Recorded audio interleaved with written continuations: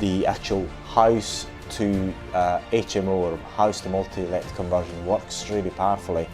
The downside to the multi-let is that it's not as if you always have full occupation. Now the multi-let and the actual house, sometimes a year, 2 years, 3 years, people tend to move on. Whereas in flats, normally the turnover is much less. If you have a single family home,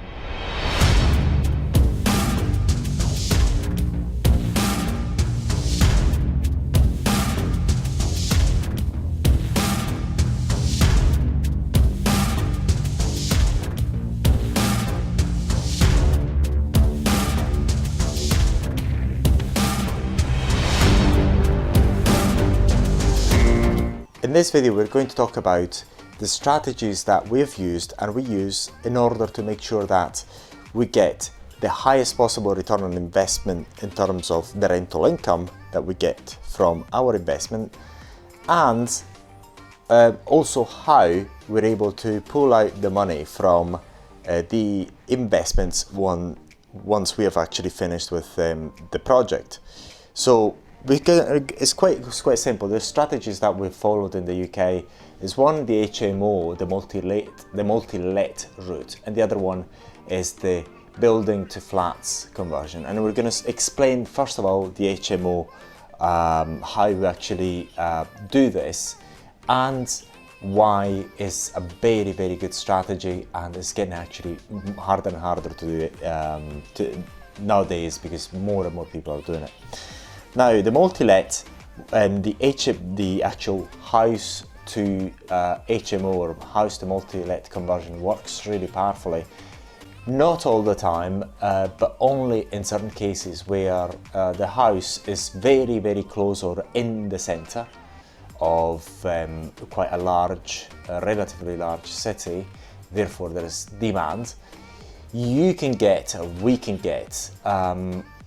low-priced building, a low-priced terraced house normally, and we can actually got the right to actually use it as an HMO where there is still the right to actually do so.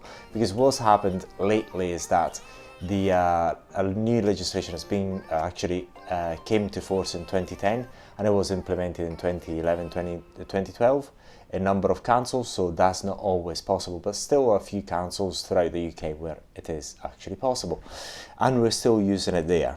So what happens is, say for example, if you have a single family home that has got 6 rooms, 5 rooms and so on, you can let it normally for pretty much in the north of England, Midlands and north of England, in the region of £600. Sometimes even less or slightly more.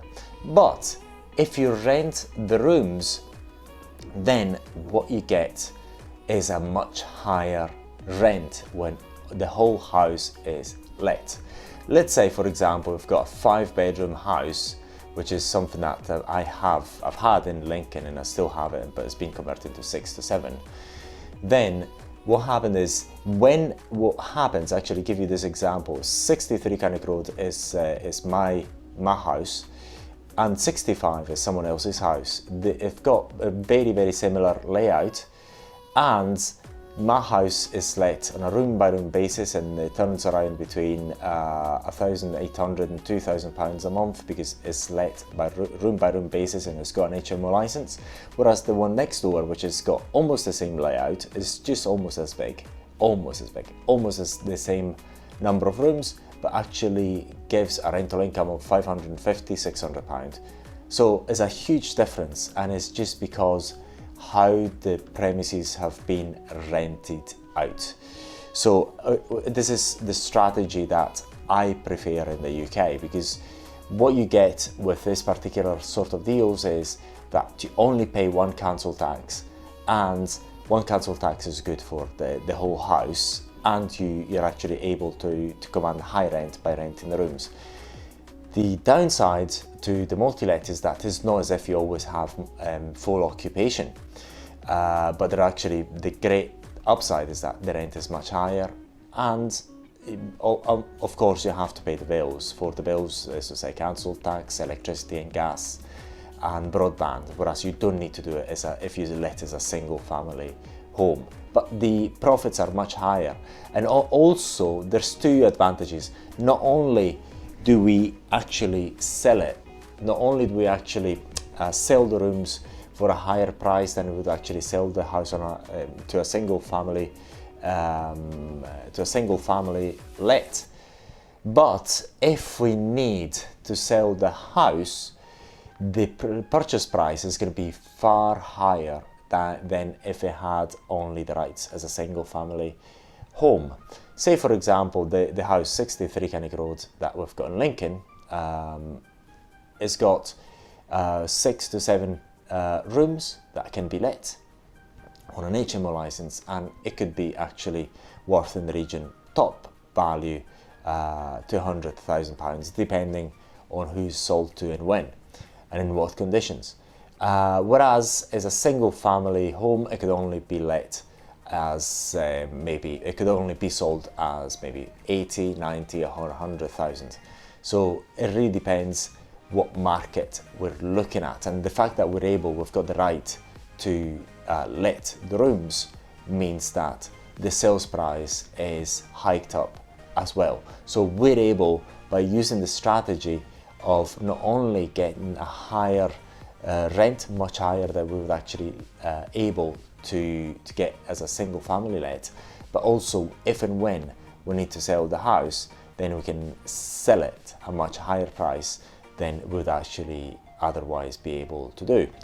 Then the other thing that we're actually focusing on is the building to flats conversion. The trouble with the multi-let, the housing and multiple occupation, is that the turnover of the rooms is kind of high. After 6 months or 7 months, sometimes a year, 2 years, 3 years, people tend to move on. Whereas in flats, normally the turnover is much less. We've got flats that have been let now for 5 years, 6 years, and people live there happily. And there's very little maintenance that is involved. We don't have to pay for council tax, bills or anything else. So we've got to just make sure that the upkeep is good.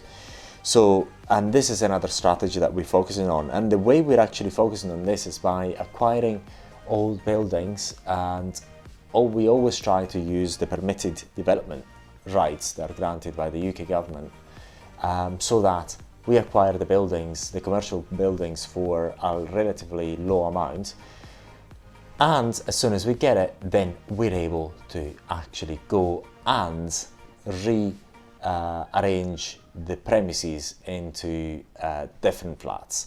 So that alone actually hikes up the price of the building if we want to sell it, which we actually don't want to do, but also commands higher rents, because many premises, many areas of the country, it is much better to have residential than commercial, because remember, people always have the mind to live somewhere that is nice and convenient, whereas buildings that are for commercial use are not always a winner. So whereas there's always demand for residential, this is why we like residential so much. So these are the two ways that we actually invest our money, and we will invest your money as well using Andreas's capital. And we use these two strategies because they're tried and tested and very, very safe. So the main job that we've got is make sure that we secure the right deals at the right prices. We've got the rights to make that conversion, and go ahead and do it, and then rent it out, and if we can, refinance and put all the money out and have it ready available for you if you want it back, or reinvest it once again into other deals. So these are the two main ways that we're focusing on at the moment in order to invest your capital.